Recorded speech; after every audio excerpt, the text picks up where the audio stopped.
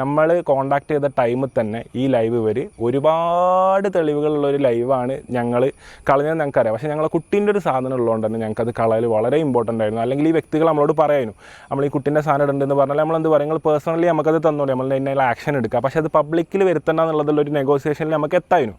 പക്ഷേ അതിന് പോലും സമയം കാണാണ്ട് വെറുതെ നിങ്ങൾക്ക് ഇൻസ്റ്റാഗ്രാമിലൊരു മെസ്സേജ് അയച്ചിരുന്നു, നോക്കിയില്ല എന്നുള്ളൊരു കാരണത്തിൻ്റെ പുറമെയാണ് ഇവരിങ്ങനെ പറഞ്ഞിട്ടുള്ളത്. അപ്പം ഞാൻ പറയട്ടെ, ഇതൊരു ചെറിയ സംഭവമല്ല, ഒരുപാട് കുട്ടികളെ ബാധിക്കുന്ന സംഭവമാണ്. അപ്പം എനിക്ക് പറയാനുള്ളത്, ഇങ്ങനത്തെ ക്രിയേറ്റേഴ്സിനൊക്കെ തലയിൽ വെച്ച് നടക്കാതിരിക്കുക എന്നുള്ളതാണ് എനിക്ക് പറയാനുള്ളത്. കാരണം ഇവർ ക്രിയേറ്റേഴ്സ് അല്ല.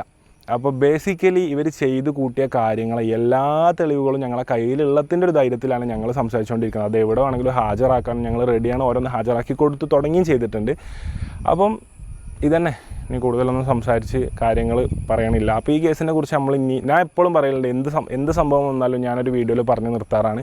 ഇതിൻ്റെ പുറകെ ലീഗലി പോകാമെന്നല്ലാണ്ട് മറ്റേ അമ്മായിമ്മ പോര് സോഷ്യൽ മീഡിയയിൽ വന്നിട്ട് ഒരാളെ വീഡിയോ അവിടെ ഇവിടെയും വെച്ചിട്ടുള്ളൊരു റിയാക്ഷൻ പോരിന് ഞാനില്ല. അത് ഞാൻ വരില്ല, ഒരു കാലത്തും ഞാൻ വരില്ല. പക്ഷേ ആൾക്കാർ മനസ്സിലാക്കേണ്ട ഒരു സംഭവം എന്താ വെച്ചാൽ, അനാവശ്യമായിട്ട് മറ്റുള്ളവരുടെ പ്രൈവസിയിൽ കയറി ഇടപെടാതിരിക്കുക. പിന്നെ ഈ പറഞ്ഞ ഈ കളിയാക്കിയ വ്യക്തികൾ ഞങ്ങളെ വീട്ടിലെ ആൾക്കാരെ മാത്രമല്ല, റോഡ് സൈഡിലൂടെ നടന്നു പോണ വ്യക്തികളെ വരെ വളരെ മോശമായ രീതിയിലാണ്, അതായത് സ്ത്രീകളെ ഒബ്ജക്റ്റിഫൈ ചെയ്തിട്ട് എത്ര മോശമായ രീതിയിലാണ് ഇവർ കണ്ടത് ഇത്രയും കാലം എന്നുള്ളത് നിങ്ങൾ ഒന്ന് മനസ്സിലാക്കുക.